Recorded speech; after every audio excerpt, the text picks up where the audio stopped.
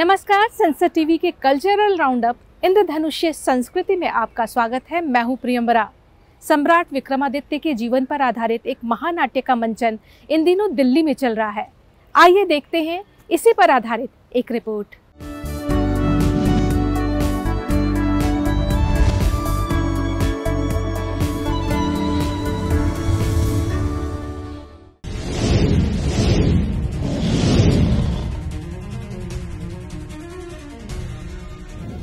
उज्जैन के महान चक्रवर्ती सम्राट विक्रमादित्य की जीवनी पर आधारित महानाट्य सम्राट विक्रमादित्य का मंचन लाल किला स्थित माधवदास पार्क में किया गया है।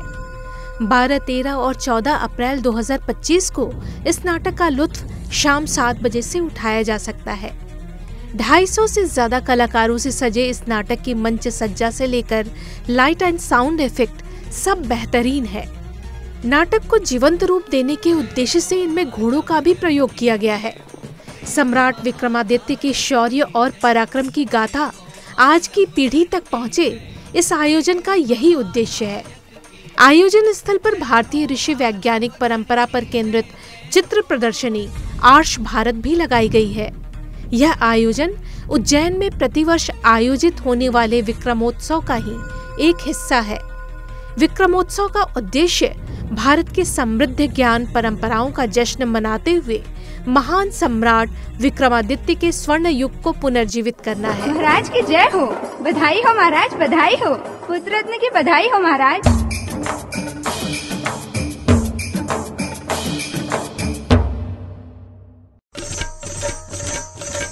बधाई हो महाराज, बधाई हो, बधाई हो महाराज, बधाई हो।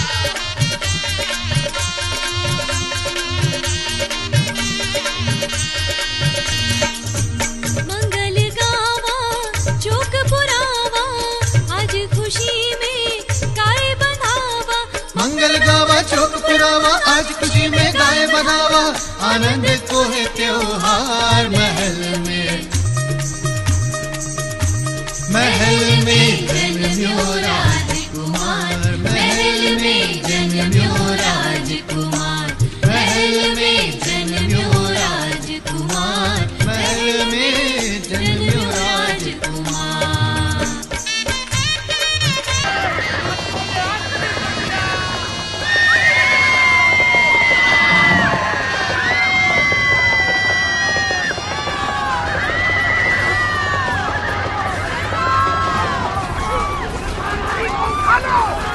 भाग गया राजा, भाग गया।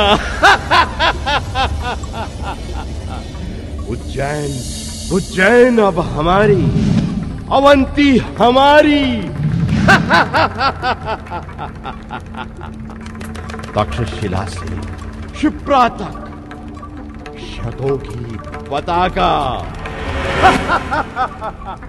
राजा का पूरा परिवार भाग गया घर। पूरा परिवार भाग गया।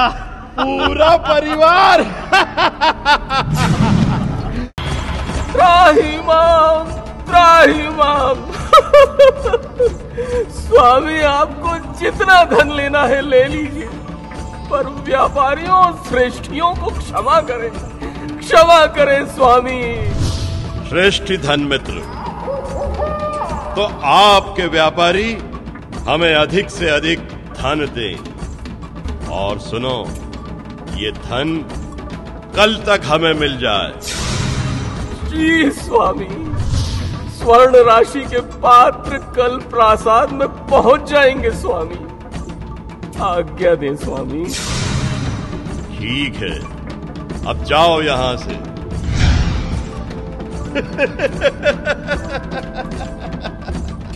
देखा, सीधी उंगली से घी नहीं निकलता।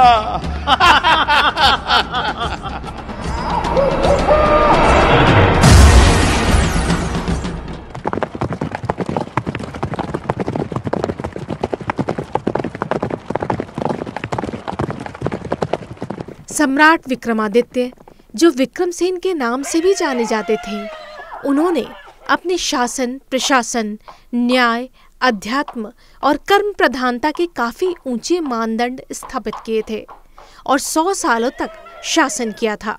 बेटा रहने दे, इतना श्रम भी न कर। देख, अब इन सब की इतनी आवश्यकता नहीं है। नहीं माताजी, श्रम तो हमें सदा करना है, वही हमारी शक्ति है। बिना श्रम के भाग्य भी साथ नहीं देता। पुत्र, नागरिक हमारी सहायता करने को तैयार बैठे हैं। नहीं पिताजी नहीं, हमें उनसे सेवा लेने का कोई अधिकार नहीं। क्यों बेटा, क्यों नहीं? इसलिए कि अब हमें शासन नहीं चलाना है।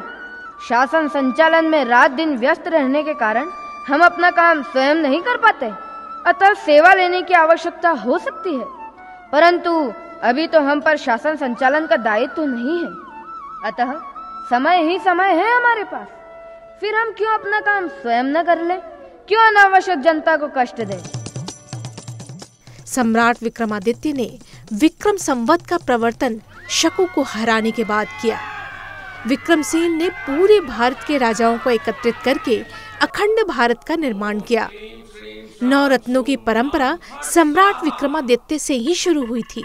विक्रम, मैं तुम्हारे लिए फल लाया हूँ, स्वीकार कीजिए। इसमें तो रत्न है, ये फल मुझे क्यों दे रहे हो? राजा, गुरु, ज्योतिषी, बेटी और देवता के पास खाली हाथ नहीं जाना चाहिए, इसलिए तुम्हें दे रहे हैं। आपने मुझे बहुमूल्य रत्न दिए हैं। सुनो राजन, यंत्र मंत्र, औषधि, घर की बातें और बुरी बातें अन्य के सामने प्रकट नहीं करनी चाहिए। मेरे योग्य सेवा बताइए योगीराज। क्षिप्रा तट के शमशान में मंत्र सिद्धि से अष्ट सिद्धि प्राप्त होगी। मैं चाहता हूँ कि यहाँ से दक्षिण में 2 कोस दूर शमशान में शीर्ष के वृक्ष पर एक शव लटका है, उसे मेरे पास लाओ, तब तक मैं पूजा करता हूँ। जैसी आपकी आज्ञा योगीराज। उन्होंने अपने दरबार में 9 विद्वानों का एक समूह रखा था, जिसको 9 रत्न की संज्ञा दी गई थी। विक्रमादित्य के काल में ही देश भर में मंदिरों का पुनर्निर्माण किया गया। विक्रमादित्य महाराज की जय।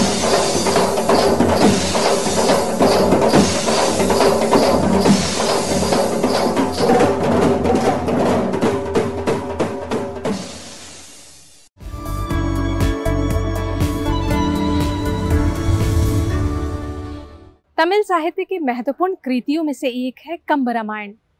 तमिल साहित्य के इस विरासत को संरक्षित करने और युवाओं तक पहुंचाने के उद्देश्य से कंब रामायण महोत्सव का आयोजन किया गया।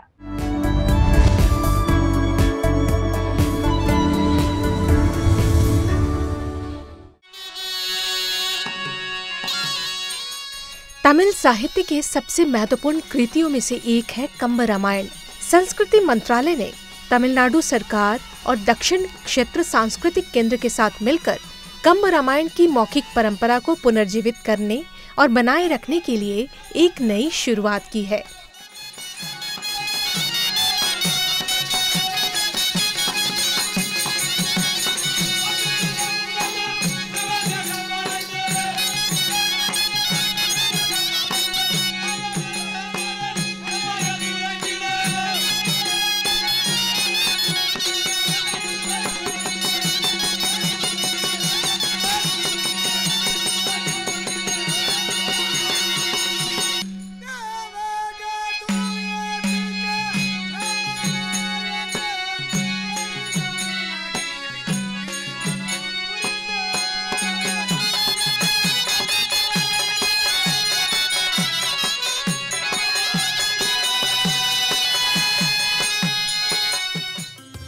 केंद्रीय संस्कृति और पर्यटन मंत्री गजेंद्र सिंह शेखावत ने 18 मार्च को त्रिची के ऐतिहासिक श्रीरंगम मंदिर में कार्यक्रम का उद्घाटन किया।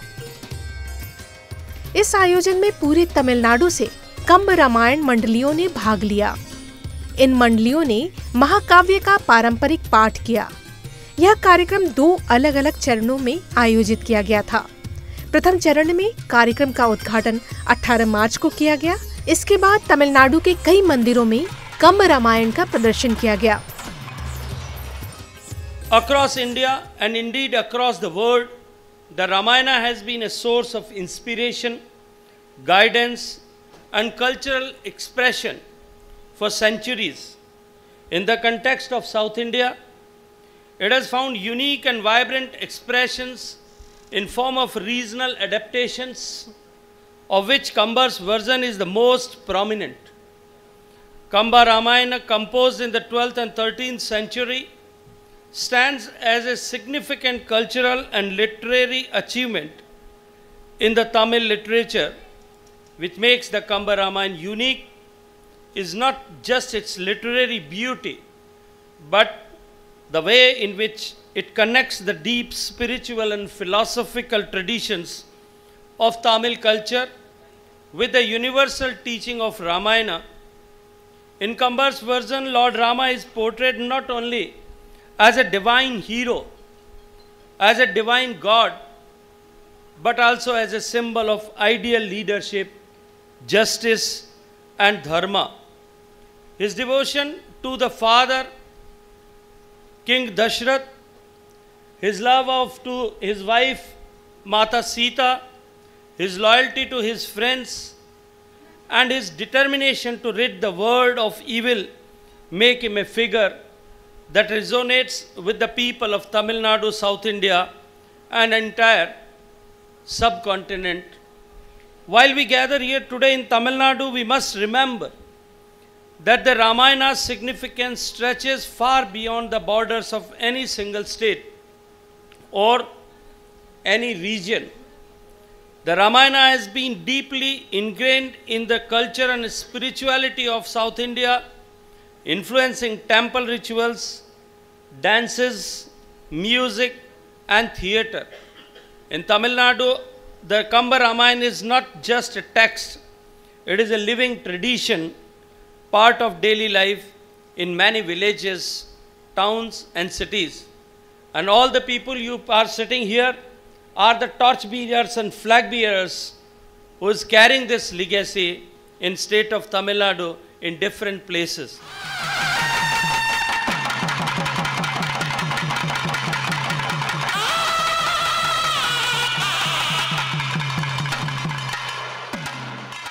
दूसरे चरण में कंबर मेदु में 30 मार्च से 6 अप्रैल तक कंब रामायण महोत्सव का आयोजन किया गया।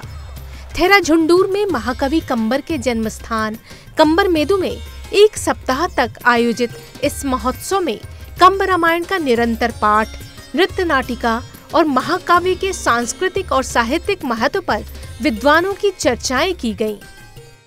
राम राम राम राम राम जयो राम राम राम राम राम दशरथ नंदन राम राम राम दशमुख मर्दन राम राम राम।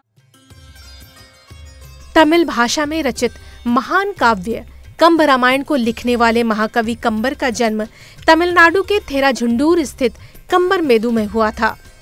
12वीं 13वीं शताब्दी में रचित रामायण का यह संस्करण वाल्मीकि रामायण का एक अनूठा और समृद्ध रूपांतर है।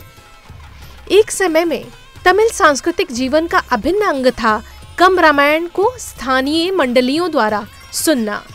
हालांकि अब इस लोक परंपरा में काफी गिरावट आई है। नई पीढ़ी कंब रामायण के बारे में कम जानती है। यही वजह है कि युवा पीढ़ी को कंब रामायण से जोड़ने और इसके बारे में ज्यादा से ज्यादा जानने की दिलचस्पी जगाने के लिए यह आयोजन किया गया था।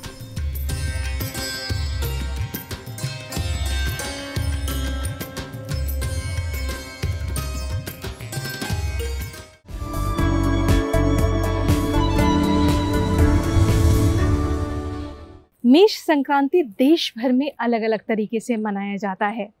एक तरफ तो ये सूर्य के राशि परिवर्तन का पर्व है, तो दूसरी तरफ नई फसल के आगमन का त्योहार है। आज लोकरंग में आइए जानते हैं इसी के बारे में।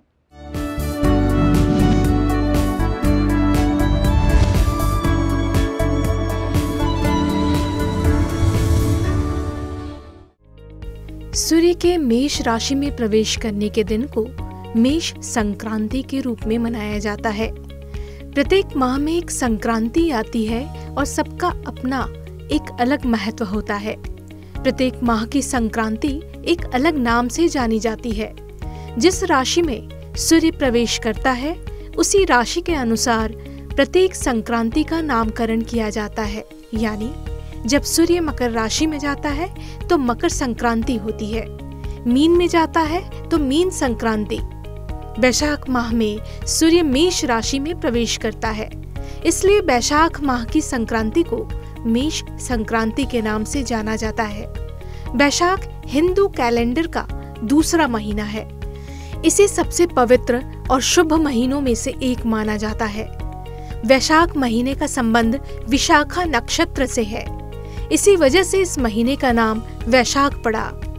हर बार संक्रांति नए पक्ष के आरंभ होने के अगले दिन मनाई जाती है। हिंदू संस्कृति में मेष संक्रांति का काफी महत्व है। इस दिन से मंगल कार्यों की शुरुआत हो जाती है। मेष संक्रांति को संपूर्ण भारत में अलग अलग तरह से मनाया जाता है और अलग अलग नामों से जाना जाता है। बंगाल में इस दिन को नाबा वैशाख या पोइला वैशाख, बिहार में सतुआन, मिथिला में जुड़ शीतल, केरल में विशु, असम में बिहू, पंजाब में वैशाखी, उड़ीसा में पाना संक्रांति मनाते हैं। ये पर्व नई फसल के आगमन के उल्लास से जुड़ा है।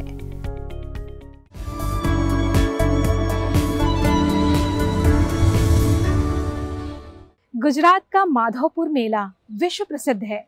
यहाँ दिखता है भारत के पूर्व और पश्चिम संस्कृतियों का मेल। आज लोक परंपरा में देखते हैं इसी मेले के बारे में।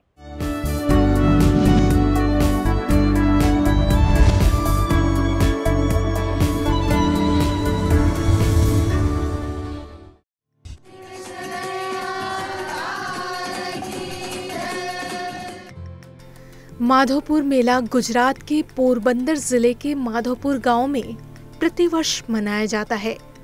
यह मेला भगवान कृष्ण और रुक्मिणी के विवाह का उत्सव है, जिसे हर्षोल्लास के साथ मनाया जाता है। माधवपुर मेले का अरुणाचल प्रदेश की मिश्मी जनजाति से एक दिलचस्प संबंध है। किंवदंती के अनुसार मिश्मी जनजाति का वंश महान राजा भीष्मक से जुड़ा है, जो रुक्मिणी के पिता थे। रुक्मिणी विदर्भ देश के राजा भीष्मक की पुत्री थी। जब रुक्मिणी का विवाह उनकी इच्छा के विरुद्ध शिशुपाल से तय कर दिया गया, तब उन्होंने श्री कृष्ण को संदेश भिजवाया कि अगर उनकी शादी श्री कृष्ण से नहीं होगी तो वे प्राण त्याग देंगी। संदेश मिलते ही श्री कृष्ण ने विदर्भ की ओर प्रस्थान कर दिया। रुक्मिणी के भाई रुक्मी के साथ उनका युद्ध हुआ, जिसमें श्री कृष्ण विजयी हुए और रुक्मिणी को लेकर द्वारका आ गए और यहाँ आकर उनके साथ विवाह रचाया। माधवपुर मेला अरुणाचल प्रदेश से गुजरात तक भगवान श्री कृष्ण और रुक्मिणी की यात्रा की याद दिलाता है।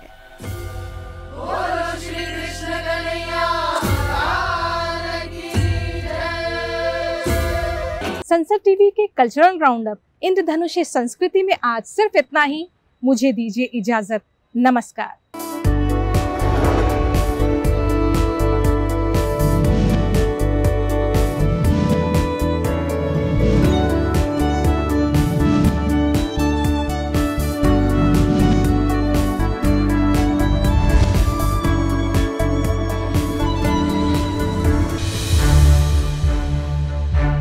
To watch more programs of Sansad TV, subscribe to our YouTube channel and don't forget to like and share them.